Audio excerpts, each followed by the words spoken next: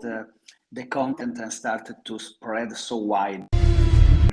We must specify, because we are divided in department. The live team, that I'm not in the live team, are the people that follow the race on track. Since morning to the very evening, they never move from their position. This is called RF6, and is the sixth RF that is in the pit lane. 5 are from the live, 1 for every 2 teams. Especially from the first 2 seasons, a lot of the content was our content.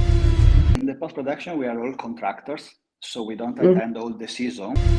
The schedule is done just the week of the race, so we try to share our position, not to do all the same things, all the same races, just to change the styles and to provide and to mix everything.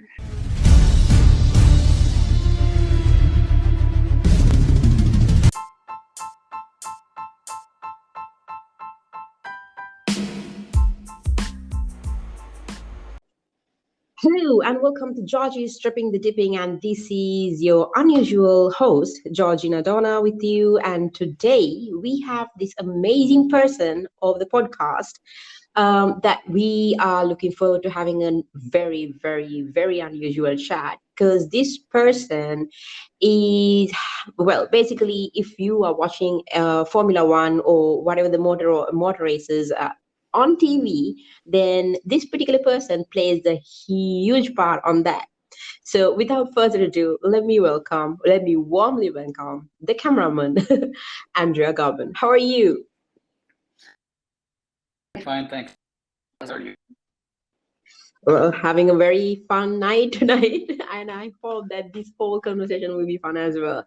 So let me ask you the first question. Please tell us who exactly you are and what you do in motor racing industry. Okay, so first of all, more than motorsport, I only work for Formula One motorsport. I started 10 years ago for Italy, and then after 2 years, so it's now, I switched to Formula One. That is the company that own and host all the Formula One events and the broadcasting and all the content that are produced. Is a bit in the motorsport, because normally the owner of the sport is a company, then there is a production company, but Formula One is doing by itself. So it's a bit unusual, but it was very good. So how did you get the opportunity of actually joining Formula One as a cameraman? 2013, Sky Italy started to host the Formula One after a few years of break, and they build up teams with a lot of tech. They want to start big, and my first contact with the F1 motorsport inside, it was a fancy in the years before. And once I was there, I did how one hosted and produced by the, and then I simply switched from Sky to them via my. It's a bit unusual. I'm not a television cameraman. I usually don't television. So what I do is not only television. The company with a huge variety of, that was my previous background, that from before is to be a photography about documentary. So have you ever dreamed about becoming a cameraman? So what was it? What made you become a cameraman? What made you become a cameraman? Why did you become a cameraman? Like, did you always want to be something like that? To be honest, it was unusual things, because at university I was studying veterinary. That was a completely different things, even if I always had the for photography. Sorry? This is a complete different industry, veterinary and exactly. And the photography has always been that I had, even if I was, I started to make a course of photography. I was developing my films at home in clouds, and I had a lot of course skill process about photography, but I never talked about it. And so it happens in an unusual way to explain. But basically, I started to do during the university specific course about the post-production. Doing the post-production, I came in touch with the crew. So even to work in the post-production, I already with the crew. We are talking about 97 and 98. I found that my area to produce the images and not to post-produce.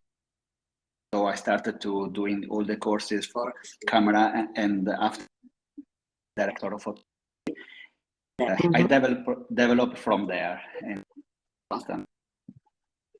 so what were your early childhood memories regarding motor racing and cars and all that related to vehicles?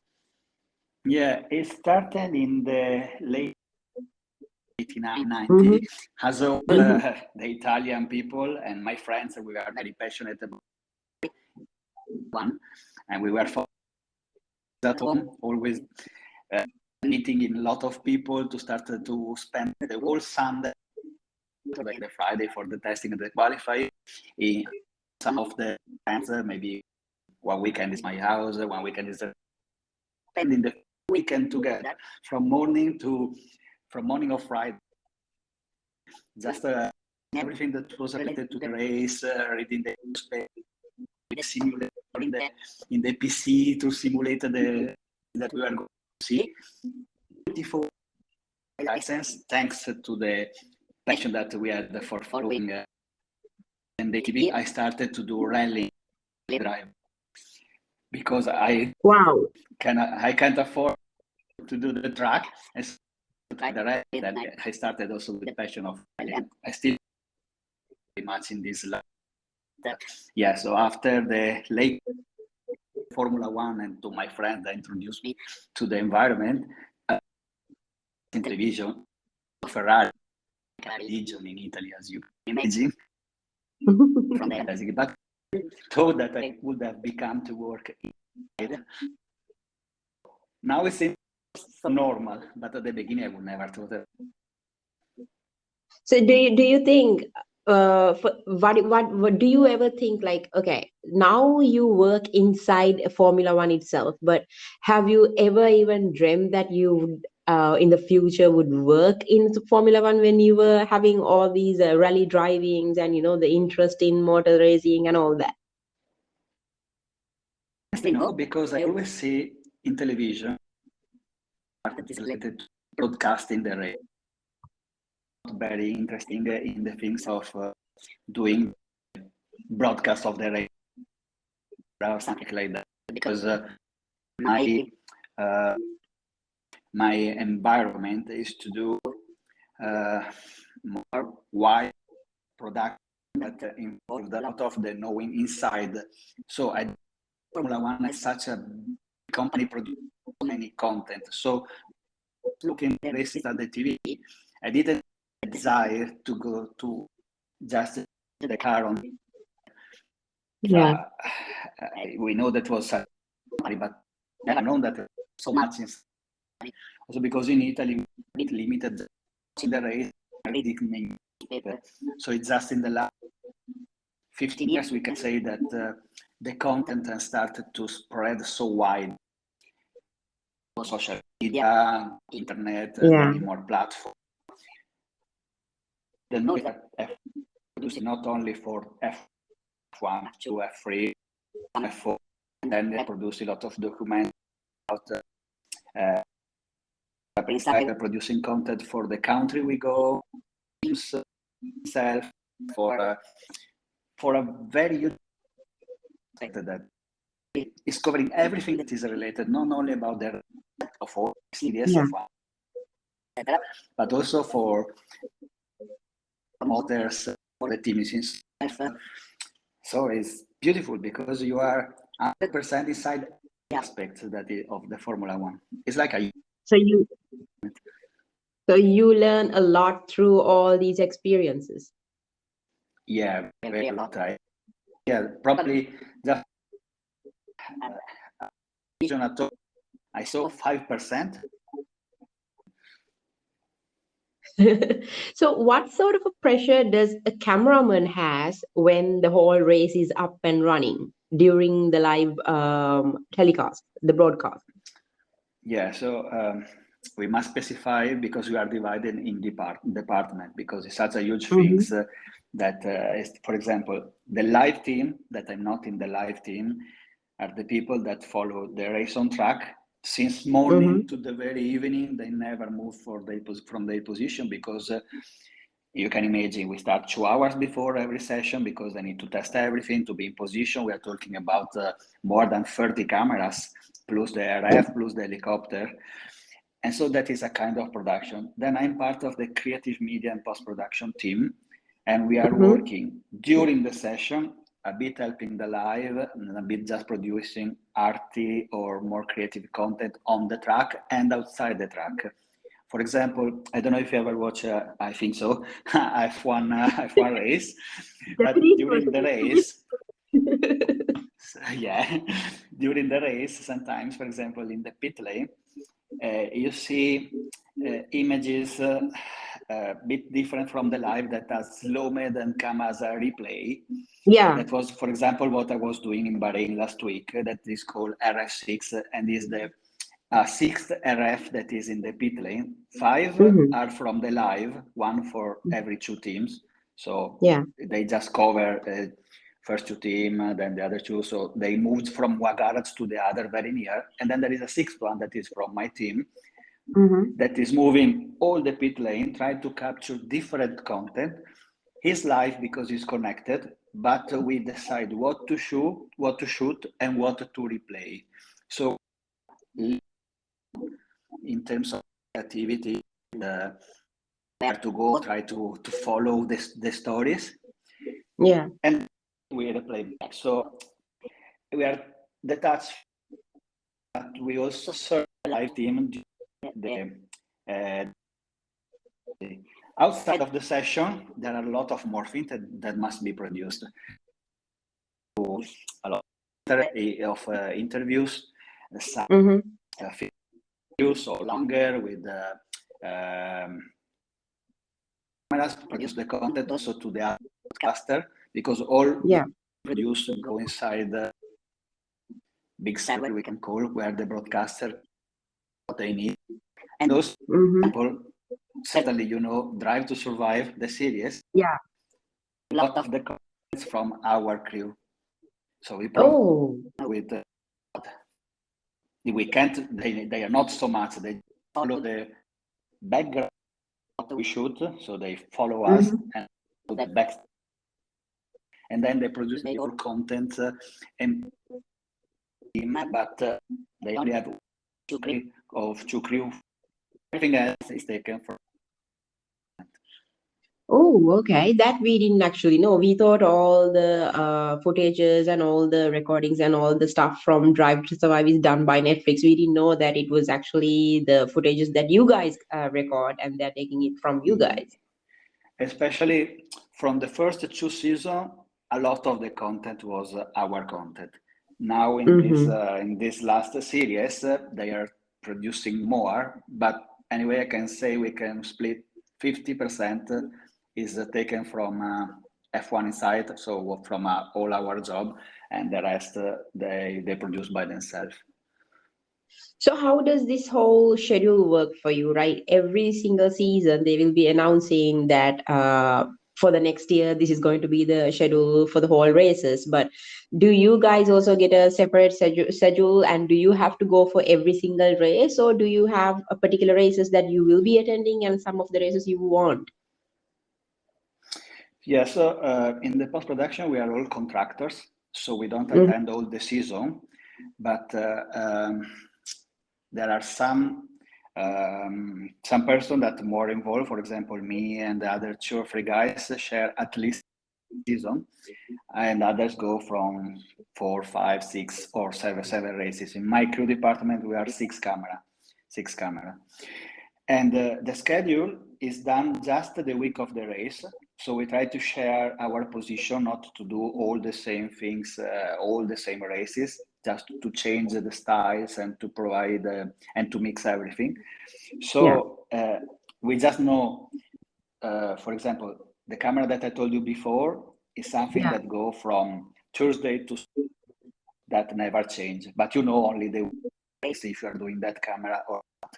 Everything else, we have a daily schedule that is given to us the evening before for the day after.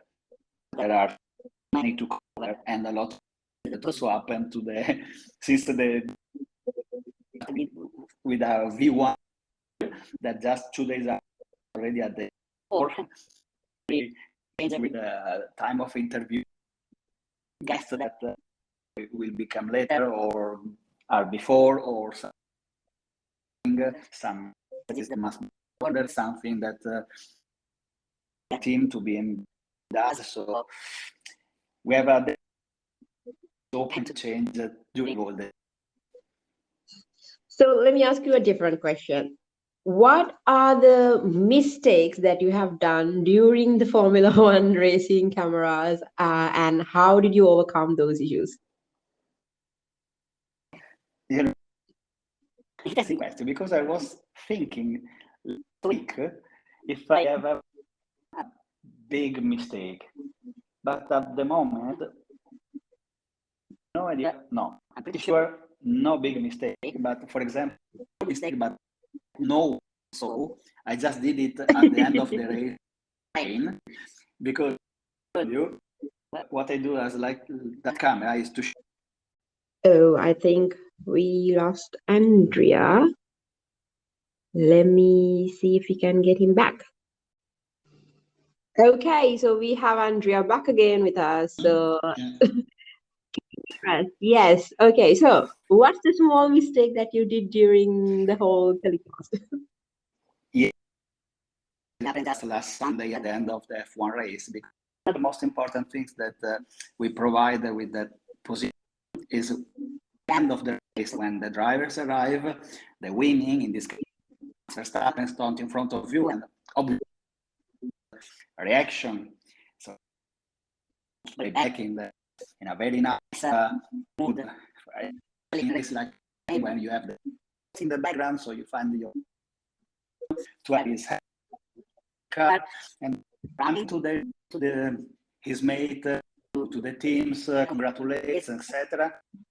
Yeah, and obviously it's very emotional, especially in slow motion in races. Before that race, run to have all his mechanics running on the fences for his last lap. You know, they go outside the fences, they hail to him, etc. So I had to squeeze my camera, that is pretty big because it's with long lens, battery, so it's pretty huge. Move it outside the fences in one small gap, and hold it out to look at the camera because you are on basically on the at their faces, and I touch the left side that usually you see when you have your shoulder, not when you move. That was the switch that changed the frame rate. So I swap it, looking at it at a normal speed. After I have a perfect shot of the beautiful reaction of the mech, I come to the Bible of the first position from Max car that almost I ran, put it on a ramp, upstairs with the car, and he almost fall down with the car. The car, very nice, sign. We ran to the race, they congratulate themselves, then I ran. It's an amazing race, super race. So from a long time, I stop and I had to play back immediately, discovering the interview and the races with these images. I was play back. I saw that it was in real motion. Oh my God! How did you recover that? What did you do? It's still usable. because normal speed. You're missing all the nice things of having slow motion that is much nicer. So that no one knows because I told you that is a mistake. But I was so angry after spending 3 hours from the grid to the last part, because a lot of things happened during. So I had a very nice from the pit lane. Also, mega that happens in the bed and in the good. And I was just finishing with this question. Then, okay, also the podium, that was nice. And I correct. I was angry when I did that. And yes, that was for you. Hey, stuff sometimes happen. That is, but I know that I did a mistake. A mistake that but not us. has ruined something. So just like you said, you might be making a mistake, but us as people who are watching it, we never see that because we have no idea. But I tell you, I'm very angry. I can understand definitely. So let me ask you a question. Like, so you've been working for Formula One for so many years, and then you have met all these races, the TPs, all these mechanics and all that. What are the best memories that you have regarding all these experiences, and who have you met as one of the kindest, humble people, and who have you met as some of the not so kind or humble people at the racetrack? For you, I will tell you that is good, but I will leave what is, because I don't think it's going to be very, very nice. I can tell you that side, I can say that only one people like so much, and is not has it to you, because that anyone that know him know who I'm, and very, very, very, very, very, very famous people. Okay, so I give you a clue that who can be. Very, very, very famous. Anyone else? Very. Oh, okay. Now we know. Okay. But apart is that is not something that precise. Okay, something that maybe you always had the bad view of this thing and you miss the good one, but it's something about a person, like people to people. I think you are outside the media, different things. I don't like this. I have to say that everything else inside F1, drivers, to the team mechanics, to the catering, to everyone, is a huge family. Sometimes you make friends, an engineer that is in one. 2 years after is on another team, and they from they move to the other one, and also the broadcaster are basically, because also of course also with the broadcaster crew, because inside they are running everywhere, and you always see faces. And also talking about the photographer, that are also a lot of people doing the photographer, and you have to take care of all these people, because for example, morning you do the driver arrival track and you have 25 photographers, 15 camera of the broadcaster that follow. We come, of course, but the mood is not because you are the first, you don't care for the other. I do my shoot, I try to not cut the others. I decided to 10 meters to leave you the next 10 meters. So everyone is kind of everyone else in a very professional way. But also because, you know, it becomes quite natural. If you are a professional, you know what to do. You to have, you don't need to be bad with other guys. You can do the same to you in that case. literally, it's like being so everyone try to be kind with everyone. Of course, sometimes there are struggles, and sometimes you find a solution friend half an hour ago because you just can just say, "Excuse me." And sometimes it's not so so natural in a environment, but in this environment it is different. I work a lot outside Formula One, so in other we don't have this kind of problem, but also don't have the same kind of involving in a huge team like this one. Yeah. So I guess the bigger the team, the opportunity of having all these issues can be bigger as well. But at the same time, with the time, you keep on seeing these people every single day in your life, and those can be settled down in a very good manner as well. Exactly, So and also you make how friends. exactly? So how do you balance your work life and your normal life? The problem for me is That's a kind tough question. of yeah, exactly. For me, it's a normal because as a document photographer, always a lot. Also for period longer from 1 month to 1 year without being back home. So it depends of the production, and also in the filming you stay away a lot. With F1, for a certain point of view, it's easier. Another is more difficult because in the end you just leave the Tuesday and you're back the Monday.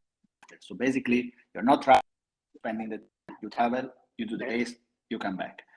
Unless you have a back-to-back or a triplet like in the last year, then they become a bit more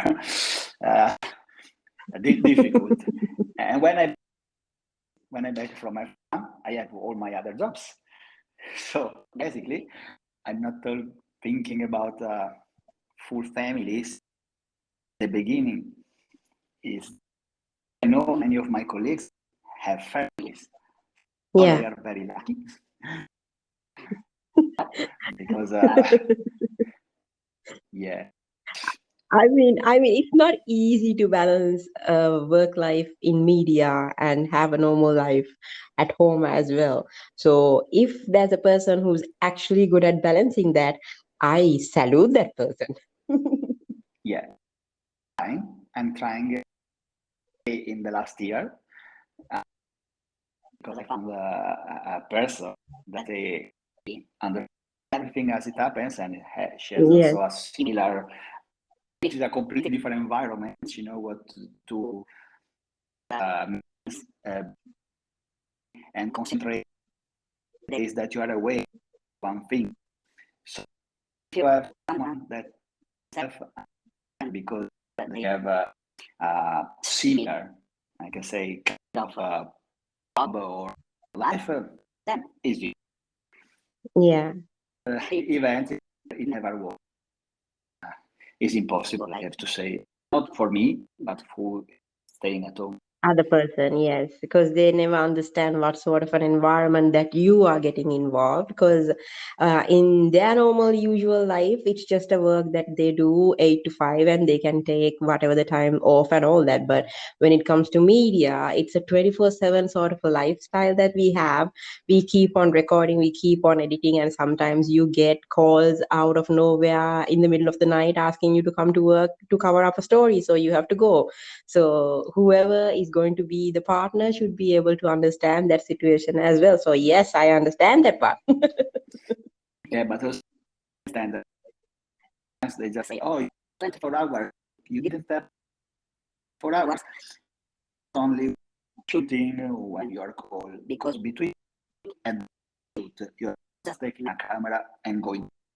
You have to plan the next shoot, to think about the shoot, you have to manage to direct people in the next shoot. So you're just taking a camera in there to shoot what is happening, doing a different kind of stuff. We need to pick it up. So it's more involved. So in the 12 hours that we are at the circuit, if you're not thinking about the next shoot or how to shoot differently, just direct, do this. You do this, you do that. we try to be different. Just doing the same thing, taking the camera. But during the day, sometimes you don't have the 10 minutes to write a message because your head is 10% on the track, the paddock, on the pit lane, on what you are. So have you ever, okay, let me ask you a question like this. What are the best memories that you have achieved as a camera person in F1?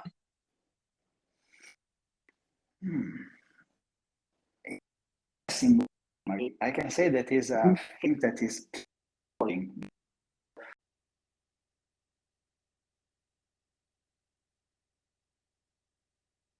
We can't hear you again, Andrea. Okay, so Andrea is back. So please, just we were talking about the best memories that you have in F1 as a cameraman. Yeah. So I'm thinking about every time I was looking at things. Here, many things have changed, and at the moment, the best one is look like if I'm thinking that is more than 10 years. It looks like it's a work, and then thinking about our next efforts there. So two things, and I'm pretty sure that we will get to that. So next week probably there will be a great memory. Then 1 month ago there will be another one. Yeah, I mean in that manner you are very very lucky. Yeah.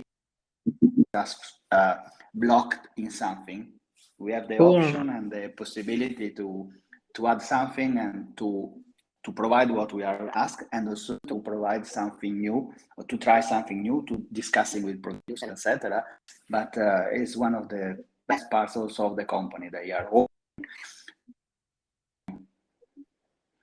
So what sort of a pressure does a camera person and a production team goes every single day when recording all these live programs and all that? I mean, you already explained how the whole thing is working and all that, but what if actually, like for an example, unexpected situations like last time during F1 we saw Rogue One News accident, and during that time I'm pretty sure the camera and everything has to be like doing extra work to capture that moment, to deliver all that. So what sort of a thing do you get when unexpected situations arise? If you talk the example of Joe, Mm. things. So the pressure is happening, but it's changing that we are doing, because everyone is concentrated. Right, so we are already in position. So basically, we just focus in one team. So I was there and I was in the pit lane. So I ran from the first team that I were following, so Ferrari and Red Bull, to the very end of the pit lane to see what was happening in the all the cameramen on the track were following in a safe procedures, because when there are such a big accident, not showing since you don't know that everything is fine. If you try to remember, for example, what happened to Grosjean, also I was there, I was just in front of when it's happening. Wow. Also the job of the team change. Of course, you feel the pressure moment and also the danger, this sensation that is oppressing if something bad has happened. Because, for example, I remember Grosjean I saw the car splitting, and I didn't realize that the burning one that was in front of me was half of the car in him. Then when I saw him jumping outside and I saw him in the bar that he was fine, basically, more relaxed. But that is emotional.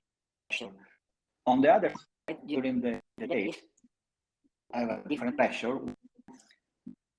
Some not working, a technical problem, you have a last moment that is not set, you don't have the kit you needed, it is shared. Someone is taking what you need. The problem is that in this environment, you have DM and one shot. So if something is, you don't have the audio or you are missing something, it's gone. And if it's a problem, it happened very, very, very rarely. But for example, it happened during the test. And I don't go inside the details, but we had a very nice that we did. I don't know if you remember, we did close room with all the rooms that were rough, album, and who were joking themselves. Yeah. You remember that?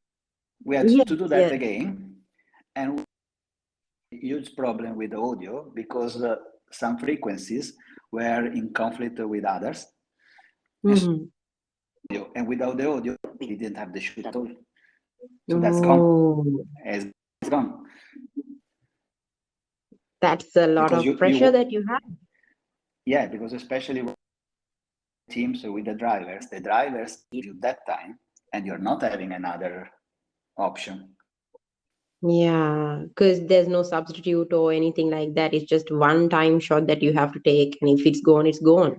Yeah, exactly, because they have very little amount of time to share with the media, and then they have to share with the media. Of course, with F1, they do more things, but then they have to share with Netflix, they have to share with all the other teams. The work that the press people of the drivers have to do is unbelievable. So honestly, it would be too stressful for me, but I have to take care of every moment, seconds sometimes, because if they go 1 minute late to the meeting with the engineer, sometimes they are, it's even for us. Yeah. Okay, so what is your favorite team and who's your favorite driver from F1? It might seem too much politically correct, but honestly, I like pretty on the track because my last support driver, the last driver that I supported was Senna and Jean because he was in Ferrari. That was really supporting. But I always admire that reached the in F1 and what they were doing cars like that. But it's more like the desire to talk with them, kind of being, oh, you are my idol. Yeah. And you find sometimes this very young driver, and since you don't have them in front, you don't realize that they are so young. And sometimes even you start spending more time with them, you see that they are really young. They act like young people. Sometimes it's a bit confused to see, oh my God, but you are, I won't say anything, but you are this world famous, amazing F1 and very F1 driver. But I might have some characteristics that very nice people. For example, like a lot Leclerc. Charles Leclerc is a real, is really strong also. Other than being an amazing player. And he's a very cute one. The tension. Yeah, I won't say that, but it is. I mean, as a woman, I can say that he's a very cute one. Richard, for example, super nice guys. As you can see, it is really as you see him. It's always funny. He's always smiling when the things were very bad. And it's not a fake. Yeah. It's really that kind of guy.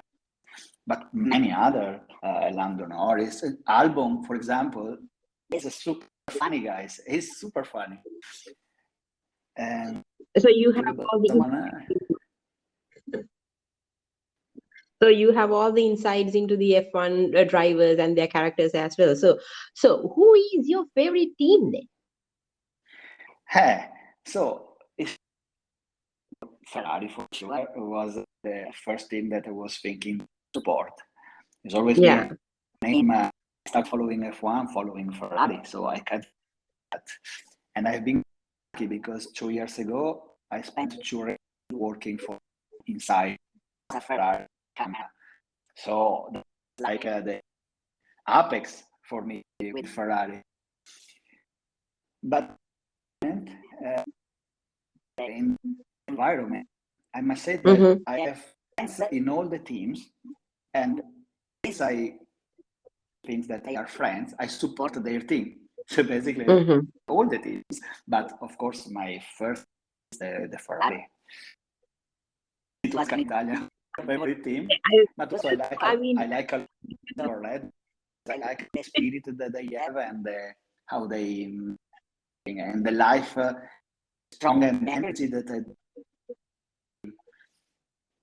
I mean, even Sebastian Vettel said everyone is a Ferrari fan, even though they are not going to say it. So we have to admit it. I mean, when Ferrari is winning, no one is complaining about Ferrari winning. They love it. They love to see that red color on the top.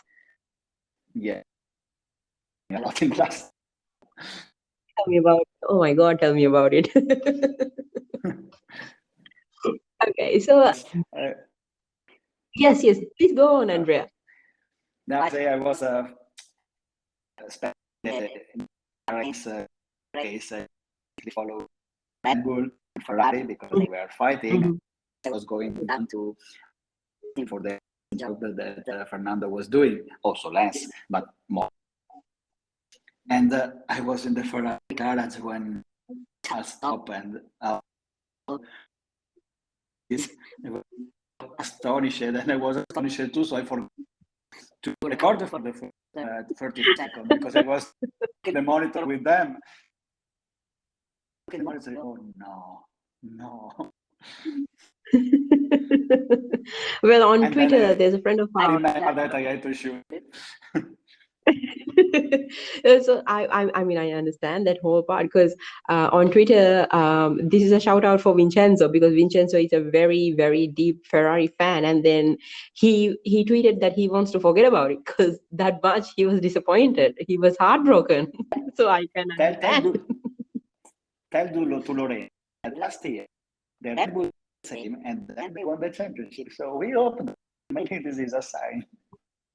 Still we have the positivity in us. It's just one race. Yeah, the Red Bull retired first race, so maybe and they won the championship.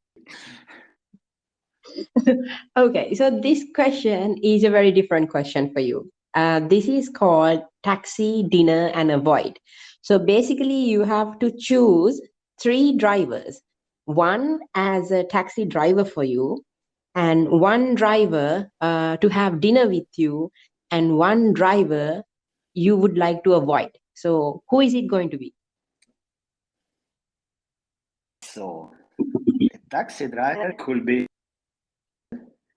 not because I have a very low, but because a gentleman.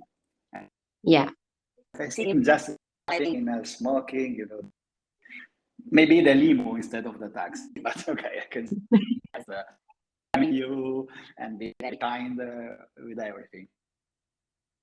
For the dinner, let me start from the team to down. But probably team 1 Verstappen. Probably it's with a U. Max into the party style. Okay. Party that I don't forget who we love because we much on a drummer. we forget everyone else. So whom would you like to avoid? Do I get to say that? Maybe a tiny clue. You remember from the beginning of the interview? Same. Yes, the 7 times. Okay, let's avoid that person then. Okay. I'm a bit because sometimes I always have good moments, but sometimes no. So it's just it's a mixed feeling. We can understand that. We do really understand that. Don't worry about it. Thank you. Okay, so as an Italian person, I don't know, I will be getting hanged for asking this question because I've been asking this question from Mario Andretti to every single person who actually appeared on this podcast. So I am so sorry for asking this question, but please do answer. Pineapple on a pizza, yes or no? God, no, I need to ask this. Now, I'll tell you an inside the story about. Okay. maybe I don't have to tell you, but before Come on. the of the season, so basically in February, so we had a lot of with all the to do the opening sequence, all that kind of stuff, and which is fast. So we spend also an hour doing a lot of seasoning too, and some kind of also. Sometimes you see during the season some grill the grill, ever saw that? Yeah. Yeah, all that kind of stuff. All the game that they do during the season, really Yeah. with points, and then the season the champion. And for example, one of the questions that I won't have to get, but a spoiler, was they had in free of something that we were asking. For example, free Europe, something like that, and they have to say the things. The question was a pizza topping. Okay. So 80% of the driver said pineapple. I was near myself in the camera hand of because it was too much. We were so also interview say, oh, we have a yeah, you can say that. Yeah, but it's not that I came in mind also if I don't have it. But basically only the Ferrari driver didn't say pineapple. And then a couple more. So but maximum 4 driver didn't say pineapple. But the rest of the people were saying pineapple on pizza. Pineapple. Pineapple. Pineapple. So we usually ask from every single person that comes over to the podcast about pineapple on pizza. And since I love pineapple, I don't mind having pineapple on pizza. But my favorite is actually the margarita pizza because I like to stick with the basics. Yes. Dream is actually to eat a Napoleon margarita pizza visiting Naples in Italy because I once saw this video on some, I think it was on Nat Geo or Discovery or somewhere. So basically, that person was explaining that the pizza there is very different and tastes different because it's using that water that runs through the volcanoes and all that. So it gives a different taste. So I was like very tempted to try that. So until today, I'm like figuring out a way to go and actually try that pizza. I will visit that place just to try the pizza. Well, every time that we are in Monte or in Imola, I made a real pizza place, and there is always that the try to ask the people there, and they understand that they don't say that because no one is taking funny from the place that ask and they're looking very bad. And places in Imola, that is a different culture. They want to do. I'm surprised that outside. So basically when you visit all these countries, you get different types of food to taste as well. So far, what were the best dishes that you have tasted in all these countries? For me, it's Japan. I love all the fun culture, fun food. So every time we go. But on every place, there's something special because, going to a place every time, we try to have our best restaurant. For example, is near to you. So in Singapore, it's funny that we go on a Indian. So in Singapore, the best Indian. Ooh, it's not even in India. It's in Singapore that you had the best Indian. In Singapore, exactly. Oh my gosh. You should visit Sri Lanka, Andrea, and try those food as well. Yeah. I'm very open to everything. So as you say, we are in country, and almost all of us is nice to go because we only to decide and not always the and if it's not too late and it's not, we always try to go to see local places, to try the local cuisine, not the touristic one, but try to look to find the very Authentic way. Yeah. exactly. So do you get free time actually to visit these places and all that? Do you have time apart from all these? I mean, I'm pretty sure that it's going to be a very tight schedule that you guys have during the whole week when the races are up and running, because you have media day coverages, the practices, the qualifying, and the races and all that. So do you free time at all?